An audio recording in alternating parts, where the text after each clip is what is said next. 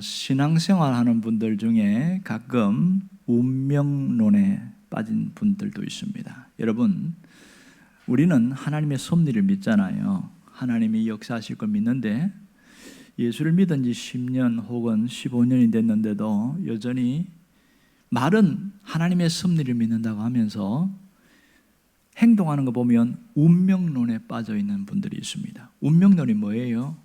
아이고 내 팔자야, 이게 운명론입니다. 내가 팔자가 새서 이 모양으로 사나 보다. 교회를 다니면서 그런 얘기를 하는 분이 있어요. 깜짝 놀랐어요. 아니 집사님 왜 그런 말을 하세요? 이렇게 합니다. 목사님 생각해 보세요. 왜 나만 이렇게 삽니까? 그래서 팔자 속 타령을 하는 거예요. 안타깝죠. 그래서 태어날 때부터 이 모양이니까 내가 뭘 더 바라겠습니까? 그래서 참 안 바뀌는구나. 이 운명론이 아니라 하나님의 섭리 가운데 있다는 것, 이게 잘 안 바뀌는 거예요. 왜 이게 중요한지 아세요? 운명론은 자기의 슬픔, 절망, 처절함, 비참함 그런 가운데서 주저앉아 버려요. 그런데 하나님의 섭리를 믿는 사람은 나의 형편과 처지를 보는 게 아니고 뭘 봐요? 하나님을 봅니다. 하나님이 일하실 거 보는 거예요. 완전히 다른 거죠. 오늘 상당히 어려운 상황 속에 있었던 이 한 사람이 나타나는데 그는 운명론이 아니고 하나님의 섭리를 믿은 사람입니다. 그리고 꿈이 현실이 되는 것을 믿었던 사람이 있습니다.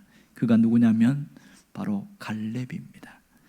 이 갈렙은 정말 나이가 많이 먹도록 한결같은 마음을 갖고 있어서 참 대단하다 이런 생각을 합니다. 오늘 본문의 배경은 간단합니다. 가나안 정복 전쟁이 6년, 7년 계속 이어지는 가운데 거의 끝나갈 무렵이에요. 이제 아직 남아있는 산지들이 있긴 하지만 여호수아가 나이가 너무 많은 거로 이제 전쟁에 나갈 수가 없는 상황이 되니까 하나님이 여호수아를 생각해서 너 이제 전쟁 그만하고 남아있는 산지들은 각 지파별로 땅을 분배해줘서 그 지파가 가서 그 정복을 하게 해라 이렇게 얘기하는 거예요. 그리고 여호수아가 순종을 합니다. 문제는 이 땅을 좋은 땅이 있고 나쁜 땅이 있잖아요. 그러면 누가 좋은 땅을 차지할 거냐, 이게 심각한 고민인 겁니다. 전쟁할 때는 한결같은 마음으로 같이 싸웠는데 땅을 분배하는 부분은 굉장히 예민해지기 시작하는 거예요. 모두 다 좋은 땅을 갖기를 원합니다. 우리나라는 사실은 평야하고 이렇게 산지하고 크게 차이가 많이 나진 않아요. 이스라엘에 비해서. 그런데 이스라엘은 엄청난 차이 납니다. 평야는 너무 비옥하고 산지는 너무 험하고, 그러니 다 산지를 싫어하는 거죠. 이런 상황 속에서 누구에게 좋은 땅을 줄 거냐, 이게 초미의 관심사였습니다. 그래서 할 수 없어서 한 게 뭔지 아세요? 제비뽑기를 합니다. 제비뽑기를 해서 각자 자기 지파에 맞는 것을 건져내서 그 땅을 자기 가져가는, 그렇게 해서 땅을 분배하는데 그 직전에 있었던 상황인데요. 갑자기 갈렙이 불쑥 튀어나와가지고 저기 있는 저 산지를 나에게 달라고 이렇게 요청합니다. 이 산지를 내게 주소서.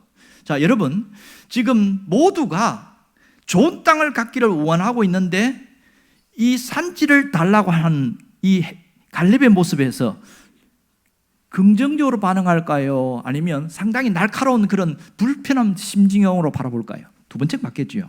왜 그래요? 이 달라고 하는 그 헤브론 산지가 땅이 괜찮아요. 좋은 땅입니다. 그러니 아니 왜 좋은 거 다 가져가면 우리는 뭘 가져가란 말이야? 이럴 수가 있습니다.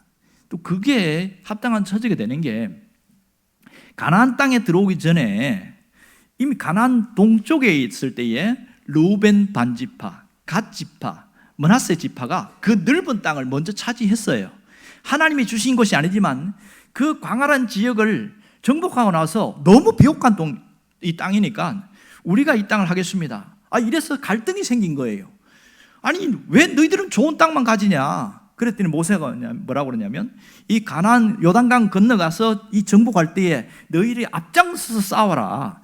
그렇게 해서 마지막 전쟁이 끝나고 나면 다시 돌아가도록 하면 그러면 허락해 줄게. 이렇게 돼서 가나안 동쪽과 서쪽으로 나눠지게 된 겁니다.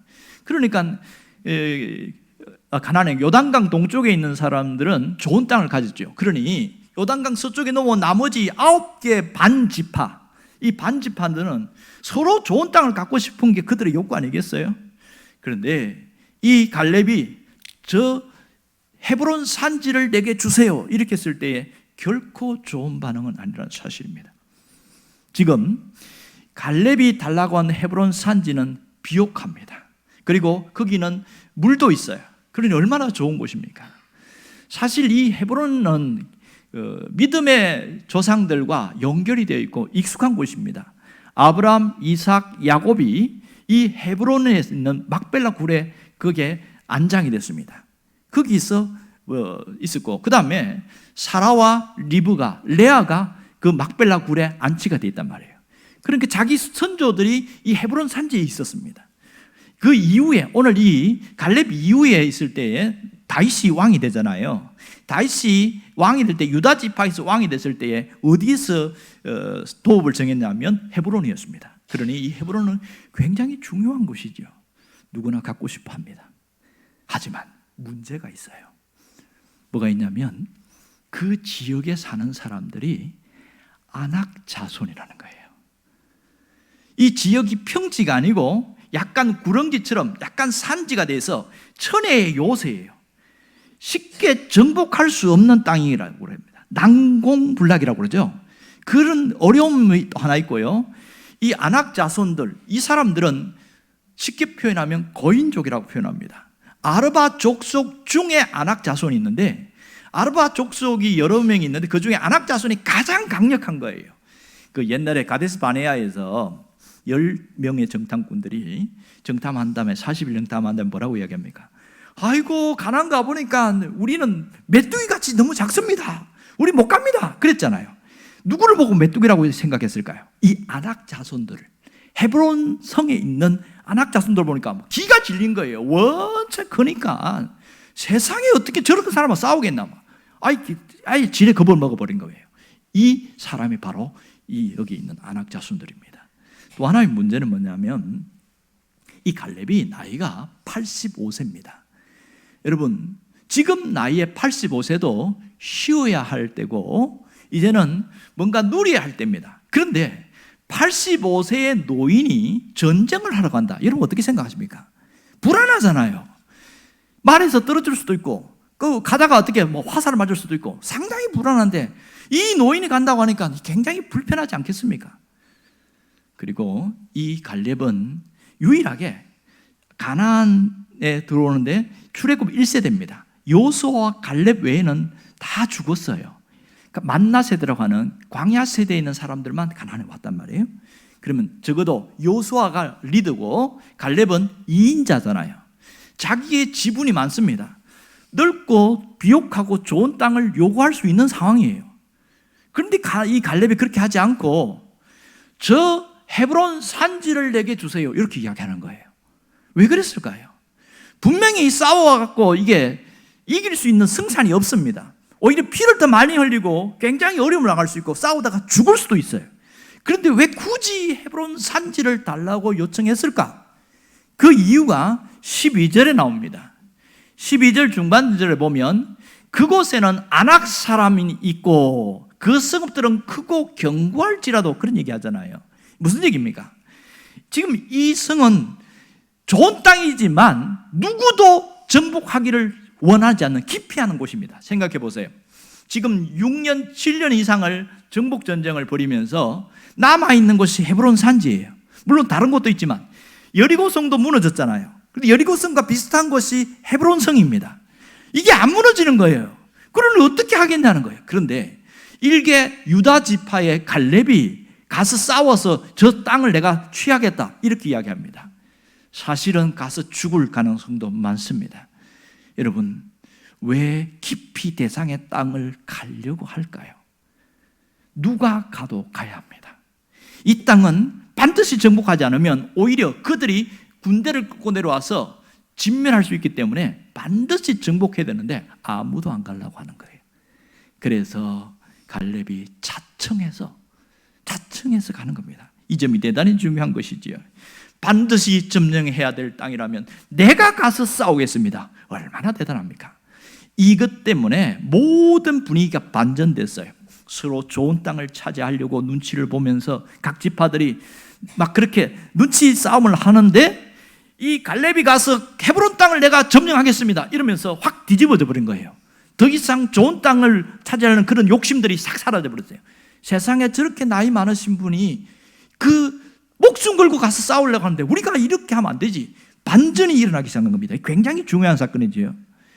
그리고 갈렙에게는 개인적인 부분에서 굉장히 중요했습니다.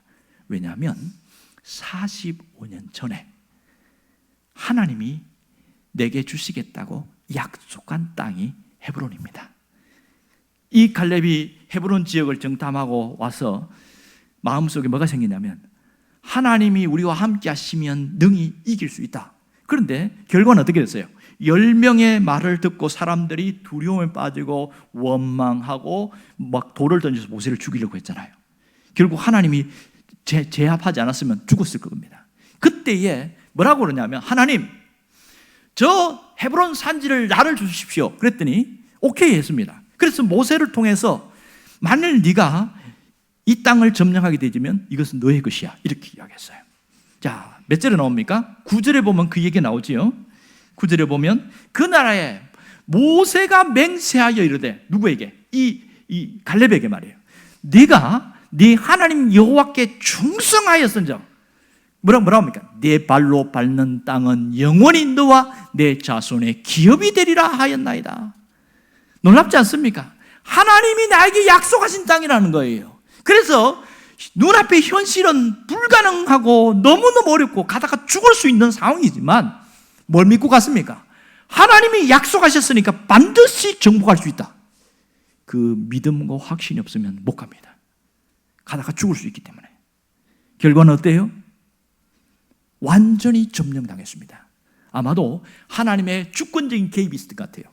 거대한 몸집을 가진 거인들이었지만 하나님이 아마도 그들을 몸을 마비를 시켰든지 아니면 초자연적인 역사로 그들을 초토화시킨 다음에 정복하게 해서 이 유다 지파가 아무도 죽지 않게 하는 그 놀라운 역사들, 강권적인 역사들이 나타났단 말입니다. 이게 얼마나 대단한지 아세요? 오늘 이 갈렙과 이 주변의 모습 통해서 우리가 뭘 깨달을 수 있습니까? 하나님 우리에게 주신 메시지가 있단 말입니다. 그게 뭐예요? 믿음의 사람들은 하나님의 약속을 놓치면 안 된다는 겁니다. 내가 믿음으로 살아가려고 하는 사람들은 하나님의 약속을 붙들고 살아가는 사람이 진정한 믿음의 사람이라는 것을 잊지 말아야 됩니다. 그것이 하나님의 약속이 나의 사명이 되고 하나님의 약속이 비전이 되고 내가 점령해야 될 산지라는 사실을 깨닫기를 원합니다. 우리는 신년 벽두에 하나님 앞에 신년 예배로 드리고 있습니다. 사실은 기대감도 있지만 아직도 소수의 사람들은 지난해에 있었던 아픈 일들 때문에 아쉬움과 후회와 그리고 힘든 그 힘겨운 마음을 갖고 이 자리에 참석하신 분도 있을 겁니다. 여러분, 해가 바뀌었다고 모든 게 다 바뀌지는 않잖아요. 상황이 달라지지 않거든요. 그러니 내 마음이 무거울 수도 있고요, 어두울 수도 있단 말이에요. 어떤 분은 육신이 지치고 병든 상태에서 지난해 그런데 해는 바뀌었는데 내 몸은 안 달라졌어요. 그런 경우도 있고요. 또 어떤 분은 여전히 물질 때문에 고통을 당하기도 합니다. 또 반대로 어떤 분은 물질의 여유는 생겼는데 자기 마음이 병이 들었어요. 인생이 피폐해졌어요. 그래서 삶의 목적과 방향을 내가 어디로 가야 될지 몰라가지고 공허한 상태로 가는 분들도 있습니다. 여러분, 더 무서운 거 충격적인 게 뭔지 아세요? 신앙의 방황입니다. 신앙이 흔들리면 삶 자체가 다 흔들려버려요. 목표와 방향도 흔들려버립니다. 인생에서 중요한 것은 표대입니다. 어디로 갈 것인가? 내가 무엇을 할 것인가? 이 방향성이 흔들려버리면 우리는 마지막에 후회가 많은 삶을 살 수밖에 없는 거예요. 정말 후회하지 않는 삶을 살기를 원하지만 내가 가야 될 방향을 모르면 나도 어쩔 수 없이 끌려가서 그렇게 아쉬워하고 살아갑니다. 여러분, 어두운 삶에는 광명이 필요하고, 목마른 사람에게는 생수가 필요하고, 갈급한 용에게는 생명수가 필요합니다. 그러므로 새해를 살아가는 사람은 삶의 목적과 방향이 분명해야 길이 열립니다. 그러나 초점이 흐려지기 시작하고 목적이 어디로인지를 못 찾으면 여전히 해는 바뀌었지만 과거의 사람으로 살아갈 수밖에 없는 거예요. 하나님은 우리가 이렇게 살기를 원치 않으십니다. 하나님이 원하시는 게 뭔지 아세요? 새해는 새롭게 살아가라는 겁니다. 뭐가 새롭게 사는 거예요? 이 산지를 내게 주옵소서. 그 간절한 마음으로 그렇게 열망을 가지고 살아가는 게 새롭게 살아가는 겁니다. 이제는 주님이 주신 땅으로 내가 걸어가리라, 그러한 결심을 하는 것이 새롭게 살아가는 겁니다. 주님이 주신 그 약속 붙들고 끝까지 한 해를 갈 수 있기를 바랍니다. 그러므로 우리에게 필요한 것은 믿음이에요. 믿음의 삶은 정복하는 삶입니다.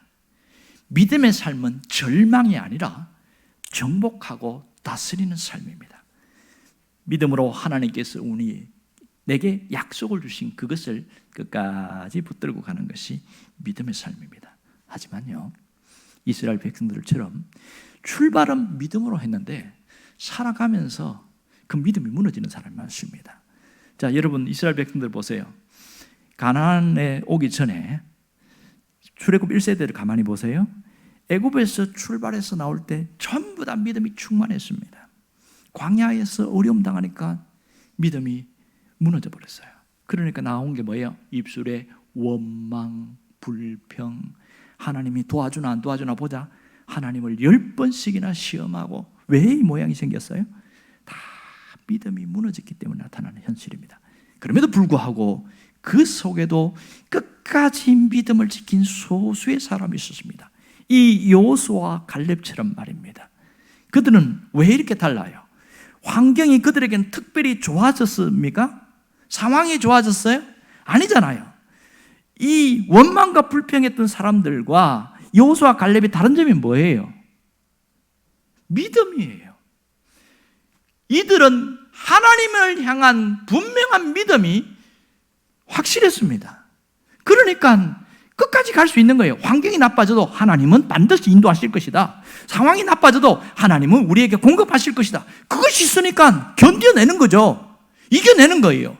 그 믿음이 없으면 현실에 반응하고 환경에 반응하고 상황에 반응하고 주저앉고 절망하고 원망하고, 이것이 비단 출애굽을 했던 그들만 그럴까요? 우리도 동일한 거예요. 내가 믿음을 붙들고 있는 사람은요, 현실의 환경에 상황에 반응하고 절망하고 주저앉지 않는 거예요. 이 어렵지만 하나님이 이끌어 주실 것이다, 하나님이 인도할 것이다, 하나님이 공급할 것이다, 확실한 사람은요 견뎌냅니다. 이겨냅니다. 조금만 참아보자, 조금만 견뎌보자. 이 믿음이 얼마나 중요한지 아세요? 똑같이 기도했어요, 같은 문제를 가지고. 그런데 믿음 있는 사람은 기다릴 줄 알아요. 하지만 믿음이 분명하지 않은 사람은 못 기다려요. 이제는 더 이상 못 기다려요. 내가 언제까지 기다려야 돼요? 막 이러면서 소리 질러요. 왜 그래요? 믿음이 흔들려 버리니까. 믿음이 얼마나 중요한지 아시겠죠? 여러분, 말씀을 철석같이 믿을 수 있기를 바랍니다.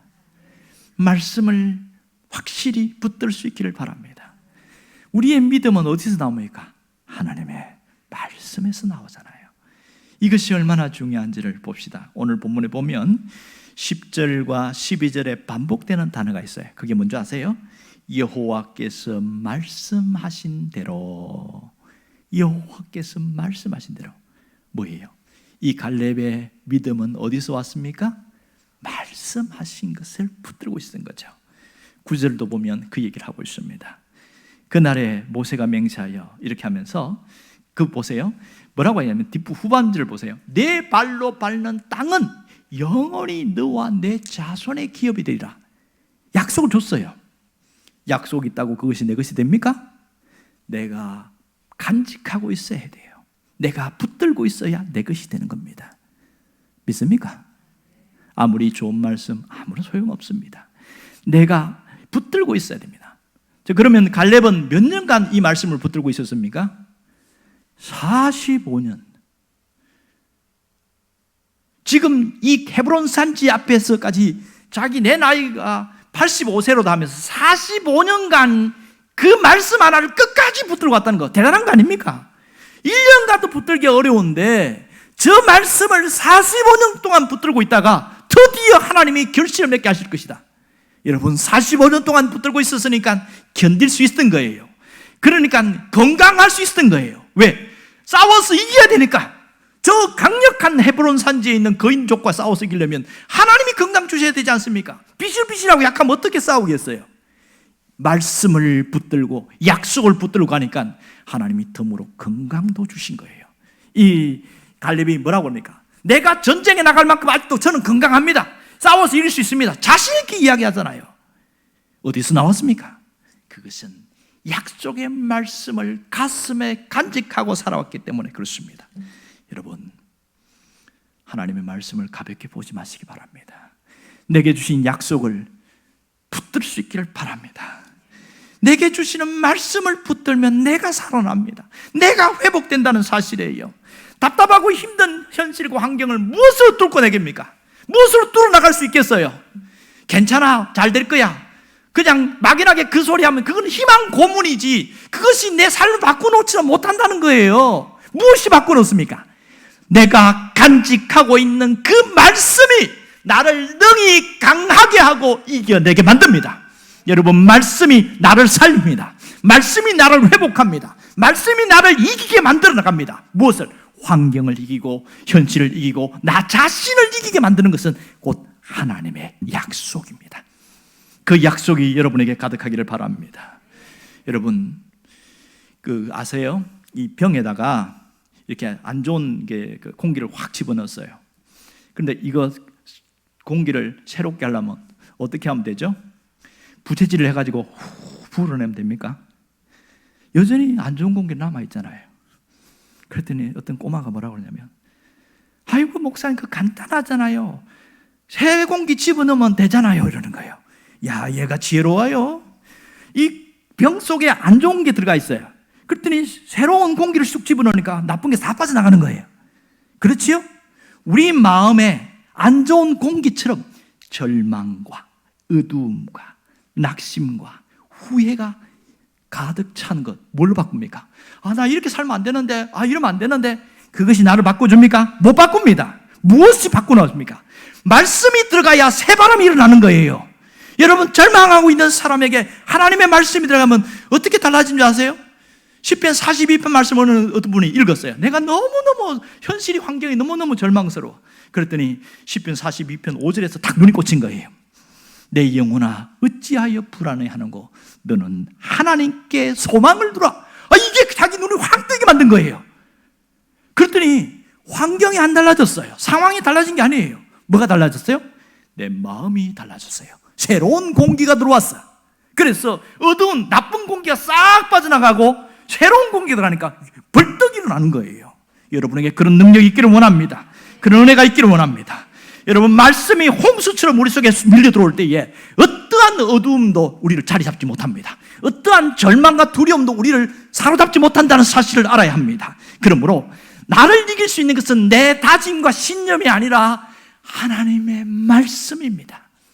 그 말씀이 여러분을 강하게 하기를 원합니다.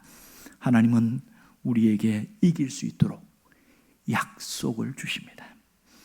약속의 말씀을 주셨단 말입니다. 그 약속을 붙들고 사느냐 놓치고 사느냐, 그것은 나의 몫입니다. 내가 광야의 삶을 살 것인지 가나안의 삶을 살 것인지 내가 선택한 대로 이루어집니다. 현실이, 환경이 문제가 아니에요.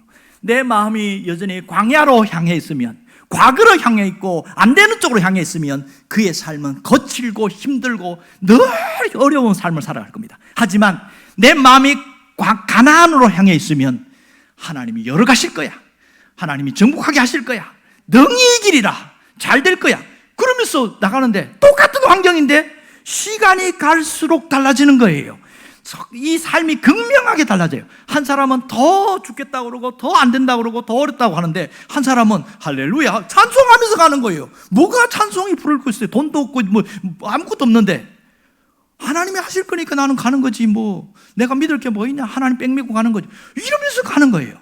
시간이 가면 갈수록 그 믿으면 사실이 되어집니다. 믿음은 바라는 것들의 실상이 되어진다는 사실이에요. 여러분에게 그 믿음이 있기를 원합니다. 여러분, 내가 하나님의 약속을 붙들었는지 안 붙들었는지를 뭘로 측정할 수 있습니까? 우리의 시각이 달라지는지 안 달라지는지를 보면 됩니다. 환경에 보는 시각, 상황을 보는 시각이 달라진 사람은 약속을 붙들고 있구나, 말씀을 붙들고 있구나, 그렇게 이야기를 합니다. 여러분, 시각의 차이가 운명을 바꾸어 놓습니다. 시각의 차이. 누구를 통해서 알 수 있어요? 가데스 바네아에서의 극적인 사건을 보세요. 두 명은 긍정적인 시각, 하나님의 시각을 가졌잖아요. 그랬더니 현실은 똑같았어요. 그런데 10명은 안 된다 그랬어요. 2명은 된다 그런 거예요. 갈 수 있다. 그들은 우리의 밥이다. 하나님이 함께 하시니까 이길 수 있다. 결국은 이 두 사람은 가나안 땅을 가잖아요. 똑같은 상황 아니겠습니까? 그 헤브론 산지를 보면서 갈렙이 무슨 생각했겠어요? 하나님께서 내게 주신 땅이니까 반드시 정복될 거야. 누구 믿고 가는 겁니까? 하나님 믿고 가는 거 아니겠어요? 그 단순한 진리, 단순한 원리가 삶을 바꾸어 놓습니다. 여러분, 갈렙만 그럴까요? 우리도 마찬가지예요. 내 환경을 탓하지 마시길 바랍니다. 현실을 탓하지 마시기 바랍니다. 내 눈이 바뀌어야 됩니다. 누구의 눈으로? 하나님의 관점으로 바뀌어야 되는 거예요. 하나님의 눈으로 달라지기 시작하면 그때부터 새로워지기 시작한다는 사실을 알아야 합니다. 하나님의 말씀은 진리입니다. 그 말씀은 지금 우리에게 동일하게 역사가 나타납니다. 내가 갈렙과 같은 그 시각을 가지고 올 한 해를 달려간다면 삶은 열립니다. 이 산지를 내게 주옵소서. 헤브론 산지는 나의 것이 됩니다. 현실과 환경은 너무 어렵고 뭐 돈도 있어야 되고 사람도 있어야 되고 뭣도 있어야 되고 뭐 자꾸 있어야 된다고 하는데, 너 하나님만 있으면 되어집니다. 목사님 그래도 돈 있어야 되잖아요.